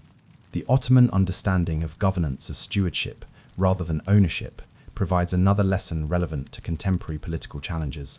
The best Ottoman sultans understood themselves as servants of their people rather than their masters, as guardians of institutions that would outlast any individual ruler, rather than proprietors of personal domains to be exploited for short-term advantage. This conception of leadership, based on responsibility rather than privilege, on service rather than extraction, offers a model that transcends specific political systems while addressing universal questions about the proper relationship between rulers and ruled. The empire's approach to legal development demonstrates how societies can honor traditional principles while adapting to contemporary needs. Ottoman legal scholars spend centuries working to synthesize Islamic jurisprudence with practical administrative requirements, local customs with universal principles, divine law with human wisdom. The result was a legal system that was both religiously authentic and practically effective, both respectful of tradition and capable of evolution. Modern societies grappling with similar challenges. How to preserve cultural heritage while addressing contemporary needs might find in Ottoman legal development examples of successful synthesis. The Ottoman talent for cultural synthesis offers lessons for our interconnected world, where different civilizations interact with unprecedented intensity and speed. Ottoman civilization achieved its greatest heights, not by rejecting foreign influences, but by selectively incorporating elements from Persian, Arab, Byzantine, and European traditions into distinctively Ottoman forms of expression. Ottoman architecture, literature, music, and cuisine all reflect this synthetic approach, taking the best from various traditions while creating something new that honored all influences, while belonging fully to none of them except the Ottoman synthesis itself. Economic policies during the empire's period of expansion demonstrate how prosperity can be achieved through inclusion rather than exploitation. Ottoman merchants prospered not by excluding competitors, but by creating networks that benefited all participants. Ottoman agriculture flourished not by impoverishing peasants, but by providing security and opportunity that encouraged productivity. Ottoman craftsmanship achieved world renown not by hoarding techniques, but by encouraging innovation and excellence that raised standards throughout the empire. The empire's approach to military organization provides insights into how institutions can balance efficiency with justice, loyalty with merit. The Ottoman military, at its best, was both utterly professional and genuinely meritocratic, both disciplined and flexible, both rooted in Islamic tradition and open to tactical innovation from any source. The Devshirme system, controversial as it may seem to modern sensibilities, created a military and administrative elite whose loyalty was to the state rather than to family or ethnic interests. A solution to problems of governance that remain relevant to contemporary nation-building efforts. The Ottoman response to technological and military challenges during the Tanzimat period demonstrates both the possibilities and the limitations of reform efforts. The empire's 19th century reformers achieved genuine improvements in education, transportation, communication, and legal equality. But they also discovered that successful modernization requires more than importing foreign techniques. It requires cultural and institutional changes that go to the heart of how societies understand themselves and their purposes. The empire's ultimate collapse offers sobering lessons about the relationship between internal cohesion and external challenges. Ottoman decline resulted not from any single cause, but from the interaction of economic pressures, technological gaps, administrative weakness, and loss of cultural confidence. The empire that had once adapted successfully to countless challenges eventually lost the flexibility that had been its greatest strength, becoming too rigid to change, yet too weak to resist the forces demanding change. Yet even the empire's end provides instructive examples. The transformation of Ottoman collapse into Turkish resurrection under Atatürk's leadership demonstrates that civilizational defeat can become the foundation for national renewal, that endings can be transformed into beginnings, that the most profound changes sometimes require the complete abandonment of familiar forms in order to preserve essential values. Perhaps the most important lesson the Ottoman Empire offers to our contemporary world is the understanding that all human institutions, no matter how powerful, how successful, how apparently permanent, exist in time and must therefore adapt or perish. The Ottoman Empire lasted 6 centuries, not because it never changed, but because it changed constantly, not because it was perfect, but because it was perfectible, not because it avoided challenges, but because it developed the institutional capacity to meet challenges creatively. The tree of Osman's dream grew for 6 centuries, its branches spreading across 3 continents, its roots drawing sustenance from dozens of different cultural traditions, its crown touching the clouds of world empire. When it finally fell, it left seeds scattered across the lands it had sheltered, seeds that continue to sprout in contemporary institutions, cultural practices, and ways of understanding how different peoples can create shared civilizations. In our own age of global challenges and cultural encounter, when societies everywhere must learn to balance tradition with innovation, local identity with universal values, we might find wisdom in the Ottoman example. That greatness comes not from purity, but from synthesis, not from exclusion, but from inclusion, not from rigidity, but from the flexibility that allows essential values to find expression in ever-changing forms.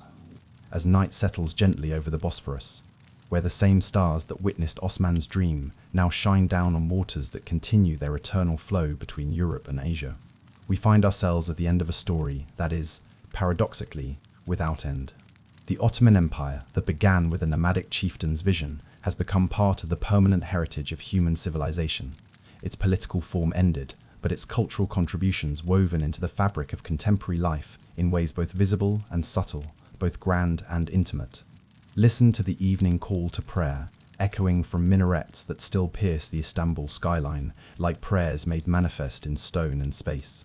In that sound, you hear not just the voice of contemporary faith, but the echo of 6 centuries of empire, the accumulated prayers of generations who built and maintained a civilization that proved it was possible for different peoples to live together in harmony, for diverse traditions to contribute to shared greatness. The lights that twinkle across the city as evening deepens, from the ancient quarters where Byzantine emperors once ruled to the modern districts where contemporary Turks participate in global culture, remind us that all civilizations are palimpsests, layers of human achievement written over previous layers, each generation adding its own contributions to stories that began long before they were born and will continue long after they are gone. The Ottoman story teaches us that nothing lasts forever, but this impermanence makes human achievements more precious, not less meaningful. The empire that once commanded 3 continents exists now only in memory and influence, but those memories continue to inspire, and those influences continue to enrich human experience. The architectural wonders that Ottoman builders created still take our breath away. The legal innovations that Ottoman jurists developed still inform contemporary approaches to justice. The cultural synthesis that Ottoman civilization achieved still offers models for societies struggling to balance unity with diversity. Think of the individual lives that contributed to this great story. The anonymous craftsmen whose skill created objects of lasting beauty. The scholars whose intellectual labor preserved and transmitted knowledge across generations. The administrators whose patient work made daily life possible for millions of people. The soldiers whose courage defended not just territory, but the possibility of civilized existence itself. Each life was temporary, but each contribution became part of something larger and more enduring than any individual existence. The empire's ultimate lesson may be that success and failure, rise and decline, are not final judgments, but phases in processes larger than any single political entity can control or comprehend. The Ottoman Empire succeeded brilliantly for centuries, then declined and eventually disappeared, but its disappearance made possible new forms of political and cultural expression. The Turkish Republic that rose from its ashes. The Arab nations that found their own voices after Ottoman rule ended. The Balkan states that developed their distinctive modern identities partly in response to Ottoman influence. As you drift towards sleep, imagine yourself as part of this great continuity of human experience. Your life, like the lives of Ottoman sultans and subjects, farmers and craftsmen, poets and administrators, is a brief participation in the ongoing story of human aspiration, achievement, and renewal. The challenges you face, the dreams you cherish, the work you do, the love you give and receive, all become part of the eternal human story that continues to unfold beneath the same stars that have watched over countless civilizations as they rose to greatness, adapted to change, and eventually transformed into new expressions of human possibility. Sleep peacefully in the knowledge that you are part of something larger than yourself, something more enduring than any empire, something more beautiful than any palace, the continuing human story of creativity, resilience, and hope. Tomorrow will bring new chapters in this endless tale, and in those chapters, your life too will contribute verses to the eternal poem of human experience that began before memory and will continue beyond imagination. The waters of the Bosphorus flow on in darkness, carrying the dreams of new generations toward horizons we cannot see but need not fear. For the human story continues, and in its continuation lies the promise that what we build with love and wisdom will outlast what time and change can destroy. Rest now, and dream of empires yet to be built, not with sword and conquest, but with the patient work of hands and hearts dedicated to the ancient human dream of justice, beauty, and peace.